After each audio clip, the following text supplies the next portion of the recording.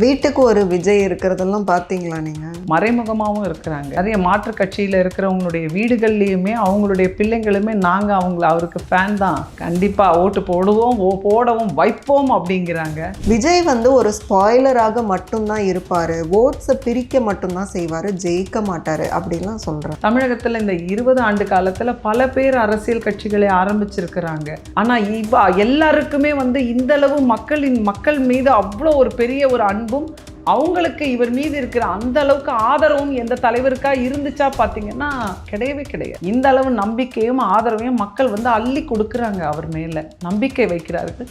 எம்ஜிஆருக்கு அடுத்து யாரும் வரலன்ற மற்ற ஒரு எம்ஜிஆராகவே இவர் நிற்பார். சென்னை ஃபுல்லாக நாங்கள் எல்லா தொகுதிகளில் இருக்கிறவங்ககிட்டையும் பேசுகிறோம். இன்னைக்கு இளைஞர்கள் நிறைய இருக்கிறாங்க, ஃபர்ஸ்ட் டைம் ஓட்டர்ஸ் இருக்கிறாங்க. அவங்க சார்ந்து அவங்க குடும்பத்தில் இருக்கிறவங்களையும் அவங்க பிடிச்சி இழுக்கிறதையும் நம்ம பார்க்க முடியும். விவசாயிகளை நம்ம சந்திக்க முடிஞ்சிச்சு நிறைய மாவட்டங்களில்.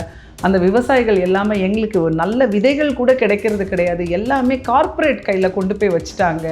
அவங்க கிட்டேருந்து எங்களுக்கு சரியான முறையில் விதைகள் கொடுக்கறது இல்லை, அதுக்கு மானியம் வேணும், உரத்திற்கு மானியம் வேணும் அப்படிங்கிறாங்க. நீர்நிலைகள் தூர்வாரப்படாமல் இருக்குது, அதெல்லாம் பண்ணாலே விவசாயம் செழிக்கும் அப்படின்னு ஒவ்வொரு விவசாயிகளும் கண்ணீர் மல்க சொல்கிறத நம்ம பார்க்குறோம். சில கோடி ரூபாய் செலவு பண்ணாலே போதும், அவங்களுடைய வாழ்க்கையில் பெரிய பெரிய மாற்றங்களை கொண்டு வர முடியும். இவங்க எதுக்கோ தேவையில்லாமல் பணத்தை இவ்வளோ செலவு பண்ண அவ்வளோ செலவு பண்ணன்னு ஏட்டில் மட்டுமே எழுதுறாங்க. 5 லட்சம் கோடியில் ஒரு 50,000 கோடி இருந்திருந்தனாலே இவங்களுடைய பிரச்சனைகள் எல்லாம் தீர்த்து இருந்திருக்கலாம். அப்போ 5 லட்சம் கோடிக்கு நீங்கள் என்ன பண்ணீங்க அப்படின்னா அந்த கேள்விக்கு இது வரைக்கும் பதிலே இல்லை. 10 பேர் சேர்ந்து ஒரு கூட்டணி அமைத்துக் கொள்வதும், இந்த சைடு ஒரு 10 பேரோட சேர்ந்து கூட்டணி அமைத்துக் கொள்வதும், அவங்களுடைய வாக்கு சதவீதம்லாம் பெரிய அளவுலாம் ஒன்றும் கிடையாது. எல்லாம் சின்ன சின்னதாக வச்சு அப்படி ஒன்று சேர்றாங்க. இதுதான் பெரிய கூட்டணி, இதான் மெகா கூட்டணி அப்படின்னு சொல்லிக்கிறது நகைச்சுவையை மட்டுமே வர வைக்கும். மக்களிடம் ஓட்டுக்களே அதை நிச்சயமாக வர வைக்காது. இப்போ இருக்கிற முதல்வர் கூட அவரை மாதிரியே அவர் ஒன்று பண்ணாருன்னா அதே மாதிரி அடுத்து உடனே ஒன்று பண்ணுறாரு. அதையும் நம்ம மக்கள் எல்லாருமே பார்த்துக்கிட்டு தான் இருக்கிறோம். நீங்கள் அந்த ரேம்ப் வாக்லாம் பார்த்தீங்களா? என்றைக்குமே ரீல் தான், ரியல் என்றைக்குமே ரியல் தான். 234 தொகுதிகளில் நிற்கிறவர்கள் அத்தனை பேருமே இளைஞர்களாக இருப்பார்கள், படித்தவர்களாக இருப்பார்கள். மக்களுக்கு நல்லது செய்யணுன்றது மட்டும்தான் அவங்களுடைய எண்ணம், சிந்தனை எல்லாமுமாக இருக்குமே தவிர ஊழலே செய்யாத ஒருவர் தான் நிச்சயமாக ஒரு கேண்டிடேட்டாக நிற்க போகிறாங்க.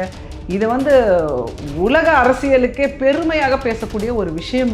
அதுதான் நடக்க போகுது. இது இன்க்ளூசிவ் நியூஸ் தமிழ் நேயர்களுக்கு வணக்கம். இன்றைக்கு நேர்காணலில் நம்ம கூட இணைஞ்சிருக்காங்க காமராஜர் அவர்களினுடைய வம்சாவளி பேத்தி மயூரி காமராஜ் அவர்கள். நிறைய கேள்விகள் கேட்க போகிறோம், வாங்க பேசலாம். வணக்கம் மேம். வணக்கம். காங்கிரஸ் கட்சியை பொறுத்த வரைக்கும் நாங்கள் கேள்விப்படுறது ஆல்மோஸ்ட் முடிவாயிருச்சு, அது எலெக்ஷன் நெருக்கத்தில் தான் அறிவிப்பாங்கன்னு இருக்குது அப்படிங்கிற ஒரு டாக்கு கூட நாங்கள் கேட்க முடியுது. ஸோ அந்த பேச்சுவார்த்தைகள் இல்லை, அகில இந்திய தலைமை என்ன நினைக்குது? ஈவன் ராகுல் காந்தி அவர்களும் விஜயும் ரொம்ப ஃப்ரெண்ட்ஸ்லாம் கூட ஒரு டைமில் சொன்னாங்க. ஸோ அந்த பேச்சுவார்த்தைகள் எதுவும் எப்படி பாசிட்டிவாக முடிய வாய்ப்பு இருக்கா? உங்களை போல தான் எதிர்பார்ப்பும் ஆசைகளும் எங்களுக்கும் உண்டு. ஒரு கட்சி பலப்படுத்துறதுக்கு கூட கூட்டணிகள் வந்தால் மேலும் பலமாகும் அப்படிங்கிறது தான் எங்களுடைய ஆசையும். தலைவர்களுடைய ஆசை என்னவாக இருக்குமோ அதுவாக தான் இருக்கும்னு நினைக்கிறேன். நல்ல செய்தி மிக விரைவில் வெளியே வரும், எதிர்பார்க்கலாம். நம்ம தேர்தலை முன்னிட்டு நிறைய பேர் கருத்து கணிப்புகள் நடத்துகிறாங்க. அதில் மோஸ்ட் ஆஃப் த கருத்து கணிப்பு, அதுவும் சென்னையை எடுத்துக்கிட்டோம்னா சென்னை எப்போவுமே ஒரு டிசைடிங் ஃபேக்டராக கூட இருக்கும். ஸோ சென்னையில் தாவேகா பீட் பண்ணது, க்ளீன் ஸ்வீப் பண்ணக்கூட வாய்ப்பு இருக்குது அப்படிங்கிற சில கருத்து கணிப்புகள்லாம் பார்க்குறோம். நீங்கள் சென்னை லெவலில் விஜய் அவர்களுக்கான ஆதரவு எப்படி இருக்குன்னு பார்க்குறீங்க? மிக சிறப்பாக இருக்குது. சென்னை ஃபுல்லாக நாங்கள் எல்லா தொகுதிகளில் இருக்கிறவங்ககிட்டையும் பேசுகிறோம். அப்படி பேசும்போது இன்றைக்கி இளைஞர்கள் நிறைய இருக்கிறாங்க, ஃபஸ்ட் டைம் ஓட்டர்ஸ் இருக்கிறாங்க. அவங்க சார்ந்து அவங்க குடும்பத்தில் இருக்கிறவங்களையும் அவங்க பிடிச்சி இழுக்கிறதையும் நம்ம பார்க்க முடியுது. ஸோ எல்லாரும் இன்றைக்கி ஒரு நல்ல மாற்றம் வேணுமே, இதே மாதிரி தான் நம்மளுடைய வாழ்க்கை தரம் போய்கிட்டு இருக்கு, இன்னும் சிறப்பாக இருந்தால் நல்லா இருக்குமேங்கிற ஆசை தமிழகம் முழுவதும் இருக்குது, குறிப்பாக சென்னையில் இருக்குது. ஏன்னா சொன்ன திட்டங்கள் எதுவுமே நிறைவேற்றப்படாமல் இருக்குது. இன்னும் பார்க்க போனீங்கன்னா அது வர வழியெல்லாம் குண்டும் குழியுமான சாலைகள், எதுக்கு தோன்றாங்கன்னே தெரியாமல் இந்த வாரம் ஒரு தோண்டா, அடுத்த வாரம் லெஃப்டில் ஒரு தோண்டு, இந்த வாரம் ரைட்டில் ஒரு தோண்டுன்னு கொஞ்சம் கூட மனசாட்சியே இல்லாமல் இப்போ அவசரமாக ரோடு போட்டுடணும், அதை பண்ணிடணும் அப்படின்னு சொல்லிட்டு வேலை பார்க்குறதெல்லாம் நமக்கு தெரியுது. இத்தனை வருஷம் பார்த்திங்கன்னா ஒரு மழை பெஞ்சா தண்ணி, ரோடு சரியில்லாத விஷயம் எல்லாமே பார்க்க தான் செய்கிறாங்க ஜனங்கள். அப்படி இருக்கும்போது போதும் மாற்றத்திற்கான நேரம் வந்துவிட்டது அப்படின்னு சொல்லிட்டு மணி அடிக்கிறாங்க, ரெடி ஆயிருக்கு. நிறைய ஊர்களுக்கு நீங்கள் பயணம் பண்ணியிருக்கீங்க. டிஸ்ட்ரிக்ட் வைஸ் போகும்போது நிறைய குடும்பத்தினரை வந்து சந்தித்து பேசியிருப்பீங்க. என்ன சொல்கிறாங்க? ஆளும் கட்சியை பற்றி என்ன சொல்கிறாங்க? தாவேக்காவை பற்றி என்ன சொல்கிறாங்க? அவர்கள் இதுவரைக்கும் கொடுத்த வாக்குறுதிகளை நிறைவேற்றலைன்னு நிறைய தெரியுது. நிறைய விவசாயிகளை நம்ம சந்திக்க முடிஞ்சிச்சு நிறைய மாவட்டங்களில். அந்த விவசாயிகள் எல்லாமே எங்களுக்கு ஒரு நல்ல விதைகள் கூட கிடைக்கிறது கிடையாது, எல்லாமே கார்ப்பரேட் கையில் கொண்டு போய் வச்சுட்டாங்க. அவங்க கிட்டேருந்து எங்களுக்கு சரியான முறையில் விதைகள் கொடுக்கறது இல்லை, அதுக்கு மானியம் வேணும், உரத்திற்கு மானியம் வேணும் அப்படிங்கிறாங்க. நீர்நிலைகள் தூர்வாரப்படாமல் இருக்குது, அதெல்லாம் பண்ணாலே விவசாயம் செழிக்கும் அப்படின்னு ஒவ்வொரு விவசாயிகளும் கண்ணீர் மல்க சொல்கிறத நம்ம பார்க்குறோம். அப்போ இதெல்லாம் ரெவென்யூ வரக்கூடிய டிபார்ட்மெண்ட், இவங்கெல்லாம் இதை சரி பண்ணி இவங்களுக்கான குடோன்ஸ் கேட்குறாங்க. நல்ல நாங்கள் விளைய வச்சதை கொண்டு வைக்கிறதுக்கு இல்லை, எங்களுக்கு கோல்டு ஸ்டோரேஜ்லாம் இருந்தால் நல்லா நாங்கள் வியாபாரம் பண்ணலான்றாங்க. ஸோ அடிப்படை தேவை கூட இல்லை அப்படிங்கிறத ஒரு இடத்துலையும் நம்ம பார்க்க முடியுது. சில கோடி ரூபாய் செலவு பண்ணாலே போதும், அவங்களுடைய வாழ்க்கையில் பெரிய பெரிய மாற்றங்களை கொண்டு வர முடியும். அப்படி இருக்கும்போது இவங்க எதுக்கோ தேவையில்லாமல் பணத்தை வந்து இவ்வளோ செலவு பண்ண அவ்வளோ செலவு பண்ணன்னு ஏட்டில் மட்டுமே எழுதுகிறாங்க. இந்த 5 லட்சம் கோடியில் ஒரு 50,000 கோடி இருந்திருந்தனாலே இவங்களுடைய பிரச்சனைகள் எல்லாம் தீர்த்து இருந்திருக்கலாம். அப்போ 5 லட்சம் கோடிக்கு நீங்கள் என்ன பண்ணீங்க அப்படின்னா அந்த கேள்விக்கு இது வரைக்கும் பதிலே இல்லை. இந்த மக்களுடைய தேவைகள் எல்லாம் பார்த்திங்கன்னா சின்ன விஷயங்கள் தான். ஒரு துறைமுகம் இருக்குதுன்னா அதை கொஞ்சம் விரிவுபடுத்தி கட்டிட்டா போதும், நாங்கள் இன்னும் 100 போட்டை நாங்கள் நிப்பாட்டிக்கிடுவோம் அப்படிங்கிறாங்க. இதை கூட சரி பண்ண முடியாமல் இருக்கிறது தான் நம்ம எல்லா இடங்களிலும் பார்க்க முடியுது. விஜய் அவர்களை பற்றி என்ன சொல்கிறாங்க மக்கள்? இன்னைக்கு அவங்க வந்து ஒரு எங்களுக்கு வேற ஒரு நல்ல தலைவர் வேணும், அந்த தலைவர் வந்து எங்களுக்கு உண்மையாக சொல்லக்கூடிய வாக்குறுதிகளை எல்லாத்தையும் நிறைவேற்றி கொடுக்கறதுக்கு ஒரு நல்ல தலைவர் இருந்தால் நல்லா இருக்குமே அப்படிங்கிறது எல்லா இடத்திலும் இதை நம்ம கேட்க முடியுது. அப்படி இருக்கும்போது அவர்களுடைய நம்பிக்கையினுடைய நட்சத்திரமாக இன்னைக்கு தமிழக வெற்றிக் கழகத்தின் தலைவர் அவர்கள் இருக்கிறத நம்ம பார்க்க முடியும். அவர் செயல்பாடுகள் வந்து மிக மிக மக்களுக்காக தான் தன்னுடைய எல்லாத்தையும் விட்டுட்டு வந்து நிற்கிறாங்க. அப்படின்னும்போது 100% அதை நிறைவேற்றி கொடுப்பார். வீட்டுக்கு ஒரு விஜய் இருக்கிறதெல்லாம் பார்த்தீங்களா நீங்கள்? இருக்காங்க, தெரிஞ்சும் இருக்காங்க, மறைமுகமாகவும் இருக்கிறாங்க. நிறைய மாற்று கட்சியில் இருக்கிறவங்களுடைய வீடுகள்லையுமே அவங்களுடைய பிள்ளைங்களுமே நாங்கள் அவருக்கு ஃபேன் தான், கண்டிப்பாக ஓட்டு போடவும் வைப்போம் அப்படிங்கிறாங்க. சிறந்த ஒரு விஷயம் தானே. விஜய் அவர்களை பொறுத்த வரைக்கும் விஜய் ஃபேக்டர் அப்படின்னு இந்த தேர்தல் களத்தில் சொல்லப்படுது. ஏன்னா வந்து நிறைய இப்போ கமல்ஹாசன் அவர்கள் வந்திருக்காங்க. ஆஃப்டர் எம்ஜிஆர் வந்த எந்த நடிகருமே வந்து ஜொலிக்கலை பெருசா அப்படின்னு விமர்சனம் வைக்கப்படுது. ஈவன் பார்த்தோன்னா ஆம் ஆத்மின்னு ஒரு கட்சி வந்தது, அது வந்து ஸ்டார்டிங்கில் வந்து ஒரு பெரிய எழுச்சியை ஏற்படுத்தி ஆட்சி அமைச்சாலும் அந்த கட்சியோட இப்போ இருக்கக்கூடிய நிலைமை அது காணாமல் போயிடுச்சு. அப்புறம் வந்து ரஜினிகாந்த் அவர்கள் வரேன்னு சொன்னாங்க, ஆனால் வந்து பேக் பின் வாங்கிட்டாங்க. ஸோ இந்த மாதிரி நிலைமைகள்லாம் இருக்கும்போது விஜய் வந்து ஒரு ஸ்பாய்லராக மட்டும்தான் இருப்பார், ஓட்ஸை பிரிக்க மட்டும்தான் செய்வார், ஜெயிக்க மாட்டார் அப்படிலாம் சொல்கிறாங்க. மற்ற கட்சியினர் இதெல்லாம் சொல்லி தானே ஆகணும். இன்னைக்கு அவர் ஜெயிச்சிடுவார் அப்படின்னு சொன்னால் தான் வீக்காக போயிடுவோம்ல. உண்மை நிலவரம் என்ன? நீங்கள் சொன்ன மாதிரி தமிழகத்தில் இந்த 20 ஆண்டு காலத்தில் பல பேர் அரசியல் கட்சிகளை ஆரம்பிச்சிருக்கிறாங்க. ஆனால் எல்லாருக்குமே வந்து இந்தளவு மக்கள் மீது அவ்வளோ ஒரு பெரிய ஒரு அன்பும் அவங்களுக்கு இவர் மீது இருக்கிற அந்த அளவுக்கு ஆதரவும் எந்த தலைவருக்கா இருந்துச்சா பார்த்தீங்கன்னா கிடையவே கிடையாது. இந்த அளவு நம்பிக்கையும் ஆதரவையும் மக்கள் வந்து அள்ளி கொடுக்குறாங்க, அவர் மேலே நம்பிக்கை வைக்கிறார்கள். எம்ஜிஆருக்கு அடுத்து யாரும் வரலன்ற மற்ற ஒரு எம்ஜிஆராகவே இவர் வந்து நின்று இருக்கிறார். அவரை மாதிரியான செயல் திட்டங்களை எல்லாம் மக்களுக்கு கொண்டு சேர்ப்பார். நல்ல ஒரு சிறந்த ஒரு ஆட்சியை நிச்சயமாக கொடுப்பார். அதுதான் உண்மை. விஜய் வந்து அதிமுக களத்திலே இல்லைன்னு சொல்றாங்க. அப்போ அப்படி சொல்லி தவிர்த்துறதன் மூலமா மட்டும் அவர் 2வது இடத்தை பிடிச்சிட்டாருன்னு அர்த்தமா அப்படின்னு எல்லாம் கேட்குறாங்க. நீங்கள் இந்த 5 ஆண்டு காலம் திராவிட முன்னேற்ற கழகத்தினுடைய ஆட்சியின் போது பால் விலை உயர்ந்திருக்குது, அவங்க சொன்ன மாதிரி கேஸ் விலை எல்லாமே உயர்ந்திருக்குது, அதுக்கப்புறம் சொத்து வரி உயர்ந்திருக்குது, அப்புறம் மின்சார கட்டணம் எல்லாமே பார்த்திங்கன்னா மாதத்திற்கு ஒரு முறைன்னாங்க, அது எதுவுமே அவங்க செயல்படுத்தலை. எத்தனையோ பாலியல் ரீதியான துன்பங்கள் நடந்திருக்குது. குழந்தைகளுக்கு 1000 கிட்டத்தட்ட போக்சோ வழக்குகள் பதிவாகி இருக்கின்றது. யார் அந்த சாருன்னு சொல்கிறதுக்கான கேள்விக்கு இன்னும் பதில் தெரியலை. அப்புறம் வந்து நம்ம வேங்கை வயலில் நடந்த ஒரு ரொம்ப கேடுகட்ட செயலுக்கு என்ன தீர்ப்புன்னு எதுவும் தெரில. இந்த மாதிரியான விஷயங்களுக்கெல்லாம் எதிர்க்கட்சியாக இருந்து கொண்டு இவர்கள் என்ன விதமான போராட்டங்களை செய்தார்கள், என்ன மாதிரி விஷயங்கள் எல்லாம் இவங்க மக்களுக்கு இதிலிருந்து மாற்றி இவங்க கொடுத்தாங்க, இதை மாற்றி அமைத்திருக்கிறார்கள் அப்படின்னா நீண்ட நெடிய ஒரு தூக்கத்தில் தான் இருந்தது எதிர்க்கட்சி இத்தனை ஆண்டு காலமாக. அதுதான் உண்மையான ஒரு விஷயம். அவங்க பாட்டில் அமைதியாக இருந்தாங்க. இதுக்கெல்லாம் இவர் போராடலாமே, இதுக்கெல்லாம் கேட்கலாமே, அழுத்தங்களை கொடுக்கலாமே அப்படின்னு மக்கள் பேசுனதை கூட அவங்க யாருமே பேசலை. அப்படி இருக்கும்போது அவங்கள எப்படி உண்மையான ஒரு எதிர்க்கட்சின்னு நம்ம சொல்ல முடியும்? அதனால தான் அவங்கள நம்மளுக்கு எதுவும் நம்ம இப்போ பேச வேண்டாம். அவர்களை பற்றி நம்மளுடைய ஒரே எதிரி இவர்கள் தான்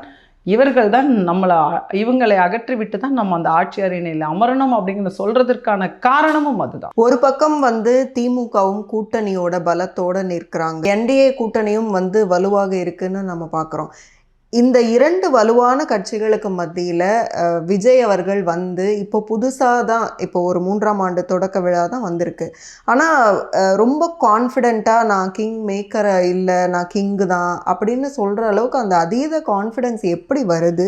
அது எப்படி ஒர்க் அவுட் ஆகும்? மக்கள் காமிக்கிற அந்த ஆதரவு, மக்கள் போகிற இடமெல்லாம் கொடுக்குற அந்த எழுச்சி, உண்மையான பாசம், இதெல்லாம் பார்க்கும்போது தானே ஏற்படுது. இப்போ இவங்க ஒரு 10 பேர் சேர்ந்து ஒரு கூட்டணி அமைத்துக்கொள்வதும், இந்த சைடு ஒரு 10 பேரோட சேர்ந்து கூட்டணி அமைத்துக்கொள்வதும், அவங்களுடைய வாக்கு சதவீதம்லாம் பெரிய அளவுலாம் ஒன்றும் கிடையாது. எல்லாம் சின்ன சின்னதாக வச்சு அப்படி ஒன்று சேர்றாங்க.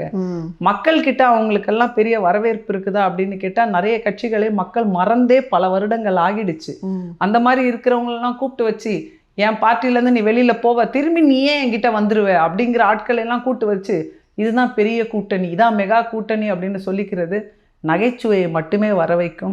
மக்களிடம் ஓட்டுக்களே அது நிச்சயமாக வர வைக்காது. விஜய் அவர்களை விமர்சிக்கும் போது நிறைய ஃபேக்டர்ஸை எடுத்து விமர்சிக்கிறாங்க. பொதுவாக அவங்க சொல்கிறது சினிமாக்காரர் அப்படின்லாம் சொல்லுவாங்க. இப்போ கூட சமீபத்தில் த்ரிஷா அவர்களோட ஒப்பிட்டு அந்த பேசுகிறது.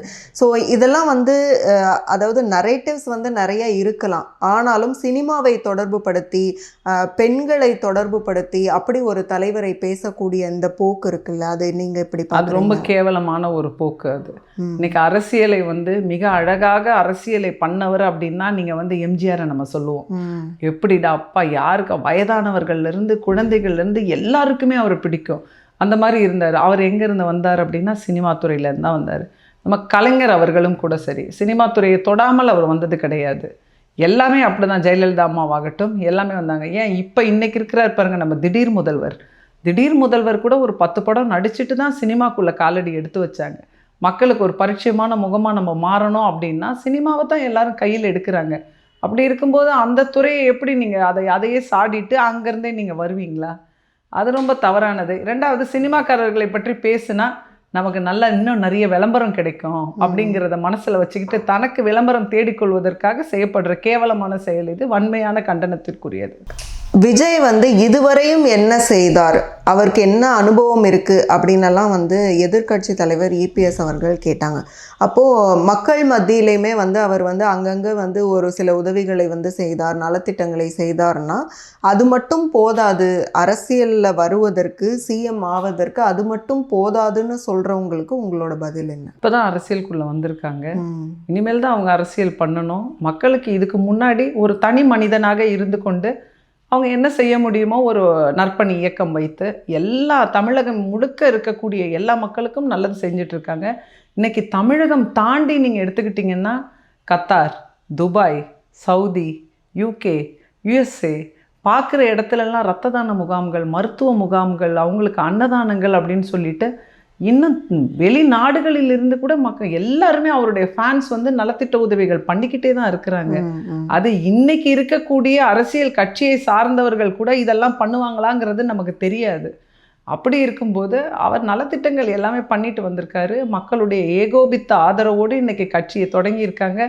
இன்னும் அவருடைய செயல் திட்டங்கள் மக்களுக்கானதாக மிக மிக அதிகமாக இருக்கும். அதை பார்த்து தானே எல்லாருக்குமே ஒரு பயம் வருது. அந்த பயத்தில் பேசுறது தான். அவரை மாதிரியே நம்ம ஆளுங்க, நம்ம இப்போ இருக்கிற முதல்வர் கூட அவரை மாதிரியே அவர் ஒன்று பண்ணாருன்னா அதே மாதிரி அடுத்து உடனே ஒன்று பண்ணுறாரு. அதையே நம்ம மக்கள் எல்லாருமே பார்த்துக்கிட்டு தான் இருக்கிறோம். ஸோ அந்த ரேம்ப் வாக்லாம் பார்த்தீங்களா? நிச்சயமாக பார்த்தோம். அதே ட்ரெஸ்ஸோட, அதே கலர் ட்ரெஸ்ஸோட, அதே மாதிரி எல்லாம் பண்ணி ட்ரை பண்ணுறாங்க.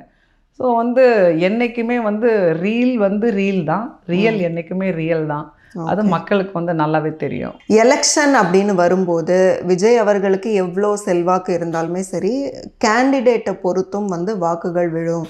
அதாவது கேண்டிடேட்டுன்னு வரும்போது விஜய்க்கான ஆதரவு அப்படின்னு வர வாக்குகளை விட கேண்டிடேட்டையும் பார்த்து நிறுத்தும் போது அந்த வாக்குகள் குறையும்னு ஒரு சிலர் சொல்கிறாங்க. அது போக இன்னும் சிலர் என்ன சொல்கிறாங்கன்னா, விஜய் எந்த தொகுதியில் நிற்கிறாரோ அங்கே மட்டும்தான் அவங்களுக்கு வெற்றி இருக்கும், அவ்வளோதான் அவங்களோட செல்வாக்கு. இந்த ரெண்டுக்கும் உங்களோட பதில்? இன்னைக்கு புதியதாக ஆட்கள் தான் இன்னைக்கு. இது வந்து ஒரு பெரிய ப்ளஸ்ஸாக தான் நான் பார்க்குறேன்.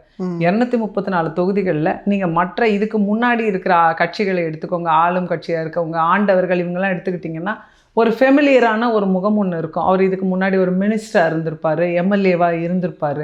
இந்த மாதிரியான ஆட்களை எல்லாம் காமிச்சு தான் அவங்களுடைய அரசியல் நகர்வுகள் இருக்கும். அவங்க மேலெல்லாம் நீங்கள் எடுத்துக்கிட்டிங்கன்னா ஒரு மினிஸ்டர் ஆகட்டும், ஒரு எம்எல்ஏவாகட்டும், அவங்க மேலே நிச்சயமாக வழக்குகள் இருக்கும். அது கொலை வழக்கிலிருந்து, கொள்ளையடித்த வழக்கிலிருந்து, ஊழல் வழக்கிலிருந்து, அதாவது அரசு வேலைகளுக்கு கூட பணம் வாங்கி அவங்கள ஏமாற்றிய வழக்குகள் இருக்கும். இந்த மாதிரி முகமாக தெரிவதை விட யாருக்கும் தெரியாமல் தளபதி விஜய் அவர்களுடைய நிழலில் நிற்பதே பெரிய வெற்றிக்கு அடித்தளம் அமைத்து கொடுக்கும். இங்கே இந்த 234 தொகுதிகளில் நிற்கிறவர்கள் அத்தனை பேருமே வந்து இளைஞர்களாக இருப்பார்கள், படித்தவர்களாக இருப்பார்கள், மக்களுக்கு நல்லது செய்யணுன்றது மட்டும்தான் அவங்களுடைய எண்ணம், சிந்தனை எல்லாமுமாக இருக்குமே தவிர ஊழலே செய்யாத ஒருவர் தான் நிச்சயமாக ஒரு கேண்டிடேட்டாக நிற்க போகிறாங்க. இது வந்து உலக அரசியலுக்கே பெருமையாக பேசக்கூடிய ஒரு விஷயம். இது அதுதான் நடக்க போகுது. இது இந்த பயத்தில் தான் யாருன்னு தெரியாத நிற்பாங்க. உங்கள் தெரிஞ்சவங்களுடைய லட்சணம்லாம் தான் நல்லாவே மக்களுக்கு தெரியுமே.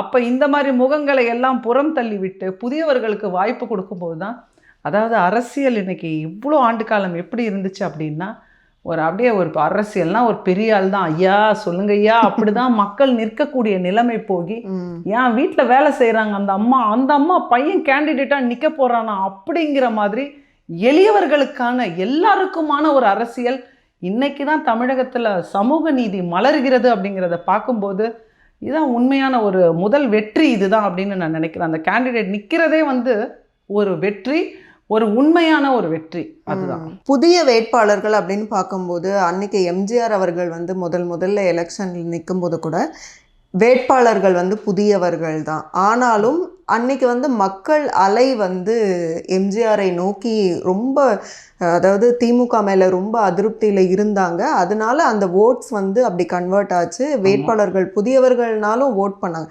அதே நிலைப்பாடு இப்போவும் இருக்குது. விஜய்க்கு அப்படியே ஆதரவு வருங்கிற அன்னைக்கு இருந்த அதே நிலை இன்னைக்கு இருக்குன்னு சொல்ல முடியாது. நிச்சயமா இருக்குது தானே. ஒவ்வொருத்தரும் ஒரு விதமாக இந்த இத்தனை ஆண்டு காலம் ஆண்டவர்கள்னால ஒரு துன்பத்தையோ ஒரு இழப்பையோ எல்லாருமே சந்திச்சு தான் இன்னைக்கு நிற்கிறாங்க. என் குடும்பத்தில் ஒரு பிள்ளைக்கு வேலை கிடைக்கல, நல்ல படிக்கிற குழந்தைக்கு நல்ல இடத்துல சீட்டு கிடைக்கல, அதுக்கப்புறம் வந்து சரியான மருத்துவ வசதிகள் கிடைக்கல, குடிக்க நல்ல தண்ணி கிடைக்கல எங்கள் ஏரியாவில் அப்படின்னு ஒவ்வொருத்தரும் ஒரு விதமாக ஒரு பாதிப்புகளை சந்திச்சுட்டு தான் இருக்காங்க. அப்படி இருக்கும்போது வேணாம் மாற்று அரசியலை நோக்கி நகர்வதில் வந்து அதுதான் சரியான ஒரு விதமாக இருக்கும்னு நான் நினைக்கிறேன். மிக்க நன்றி உங்களுடைய நேரத்துக்கும் உங்களுடைய கருத்துகளுக்கும். மீண்டும் இன்னொரு சந்தர்ப்பத்தில் பேசலாம். நன்றி. தேங்க்யூ.